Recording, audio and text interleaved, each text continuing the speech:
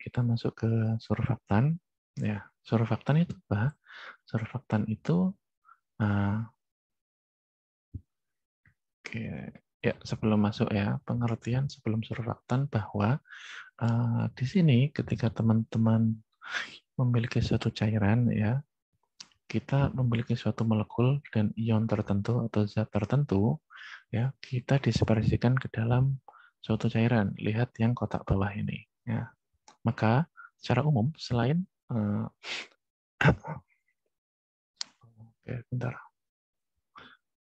Selain apa namanya zat tersebut berada di dalam sini, di dalam cairan tersebut, oke, fenomena yang normal itu juga sebagian atau banyak dari zat yang kita dispersikan itu akan naik ke permukaan ya, di antara air ini dengan permukaan atasnya.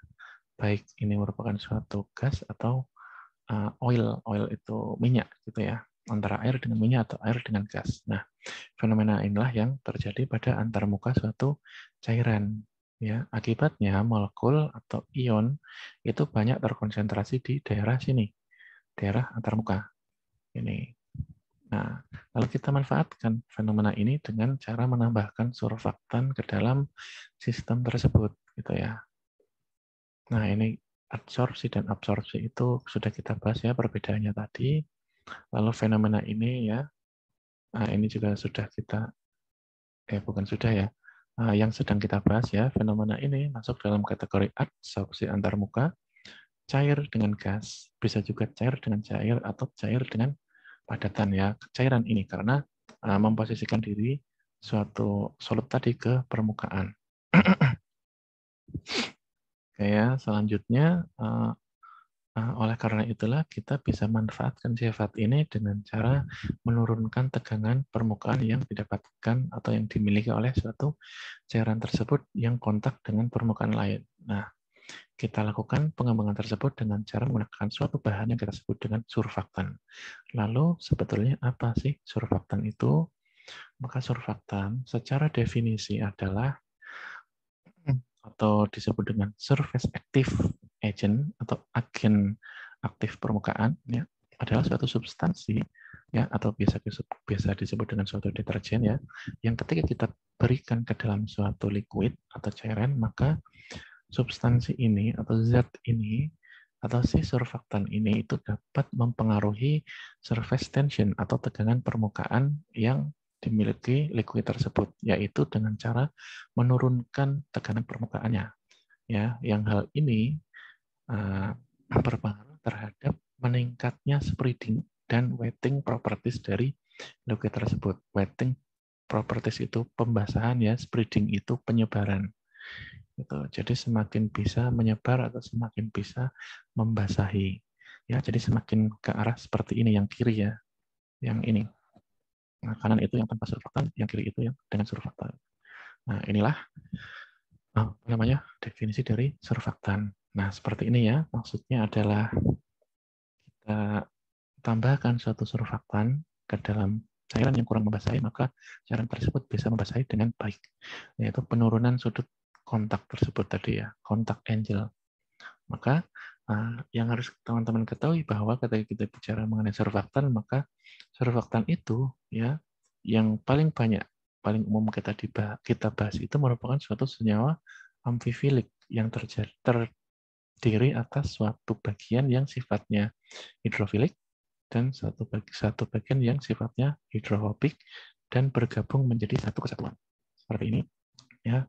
Biasanya hidrofobik itu bentuknya seperti ini ya, rantai. Nah, ini seperti bentuk apa ya? Ya gampangnya kayak bentuk sperma gitu ya. Kepalanya itu yang sisi suka airnya atau hidrofilik, dan rantai karbon di bawahnya itu yang suka dengan fase organik atau fase nonpolar. Nah, surface tension inilah yang dapat menurunkan apa namanya?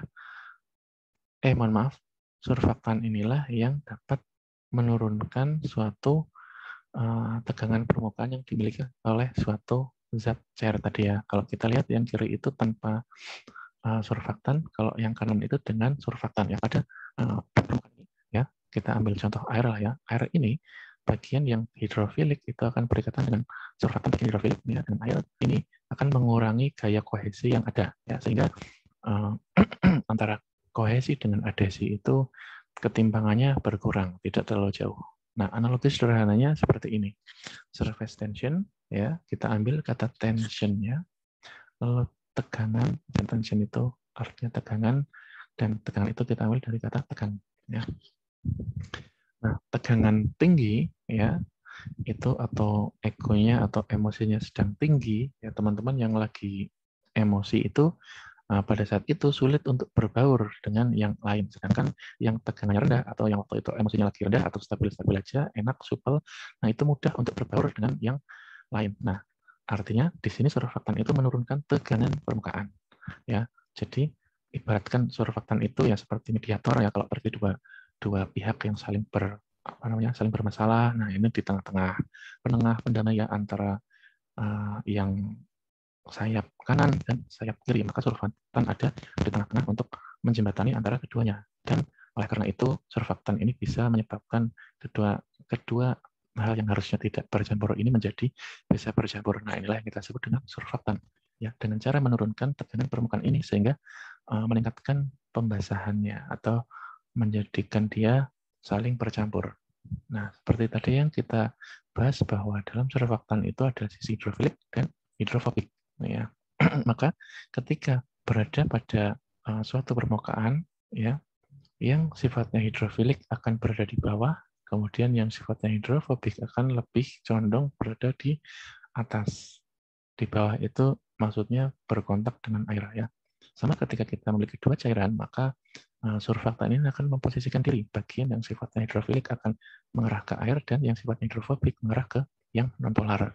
Nah, senyawa yang memiliki dua sifat seperti ini ya, hidrofob dan lipofob atau hidrofil dan lipofil seperti tadi ya, kita sebut dengan amfifilik, amfifil gitu ya. Amfifilik ya, amfifilik. Oke, seperti itu.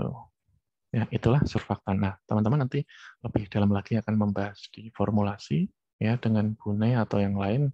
Nah, surfaktan ini ada bermacam jenis berdasarkan ion yang terkandung di dalamnya. Ada yang sifatnya anionik, ada yang sifatnya kationik, ada yang sifatnya non-ionik, tidak memiliki muatan, dan ada yang sifatnya amfalitik atau memiliki sifat Zwitter ion.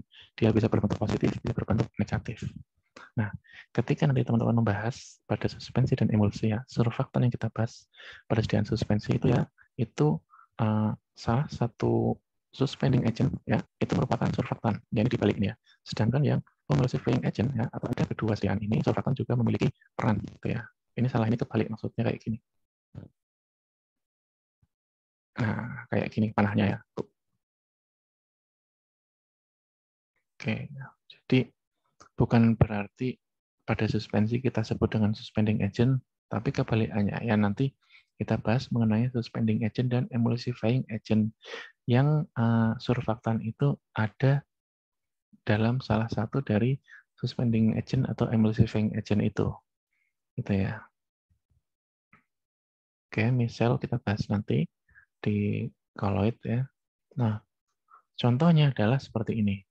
Ya, misalkan di sini ada suatu efek deterjen atau efek ini ya pembersihan, bahwa bagian yang misal ini padatan gitu ya, atau di sini kayak minyak gitu ya, itu bagian sisi yang hidrofil dia akan berikatan dengan air seperti ini, dan bagian yang hidrofob atau lipofil dia akan berikatan dengan gas ini atau minyak atau apapun kotoran di sini, kemudian menyebabkan interaksi antara keduanya menjadi semakin baik sehingga si surfaktan ini dapat mengangkat kotoran-kotoran tadi sehingga terbentuklah terdispersilah kotoran tersebut di dalam air sehingga mudah dibersihkan. Nah, ini contoh aplikasi dari surfaktan. Nanti lebih banyaknya kita lihat di belakang ya.